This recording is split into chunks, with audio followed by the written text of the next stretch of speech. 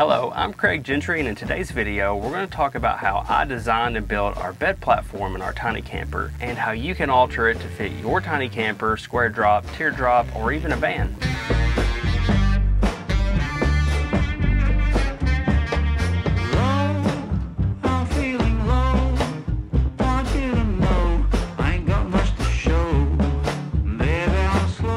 Hey, before I forget, go ahead and click that subscribe button. I got more videos on the way and you're going to want to watch those.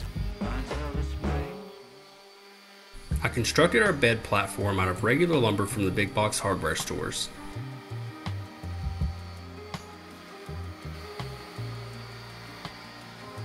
I used 2x8s stood up vertically to set the height.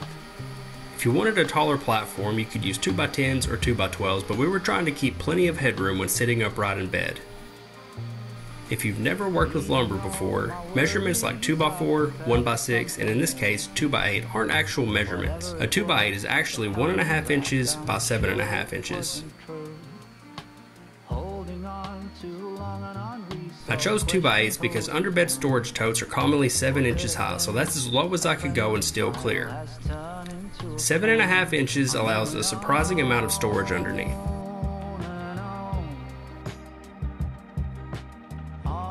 I used a Craig jig to make pocket holes to join the 2x8s.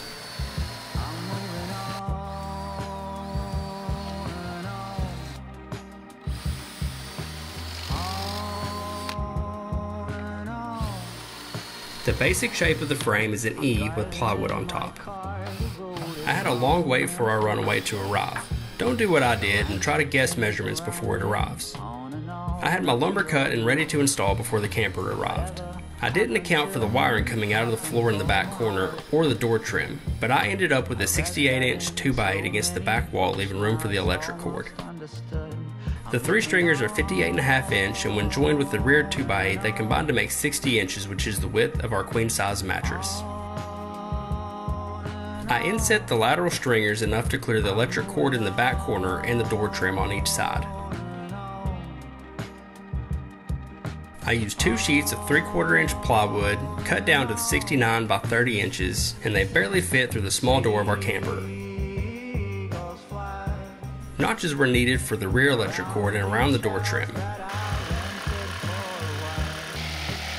At the head of the bed, I put the plywood all the way against the wall, but at the foot of the bed, I left a gap so we'd have enough room to tuck excess bedding all the way down to the floor. I secured each sheet with 2 screws in the center stringer. I think I'll have plenty of room. Since we're orienting the bed sideways, I know the camper isn't wide enough to accept a queen size mattress without cutting it down. I found a fiberglass free 6-inch memory foam on Amazon. Fiberglass free is very important if you plan to cut down the fire retardant cover because fiberglass shards can be hazardous to your health. I'll leave a link in the description below for the mattress we used. We chose a 6-inch mattress because it saved a few bucks and gave us additional headroom when sitting up in bed. To cut it to size, we only needed to remove 12 inches from the long end. We kept it full width and found it fits perfectly behind the doors of our camper. If you're orienting your bed north-south, you wouldn't need to cut it down, but it does take up the hallway space in the Runaway, and we value that space. I used a couple of 2x4s I had screwed together from another project to keep my line straight. An electric carving knife cuts through the foam with ease and keeps the cut clean.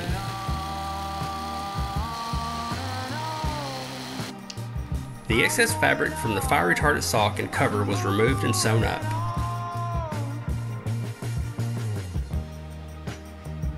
This bed meets our goals of staying affordable, having lots of room for storage under the bed, and plenty of headroom to sit up comfortably. It's an easy enough project for anyone to attempt.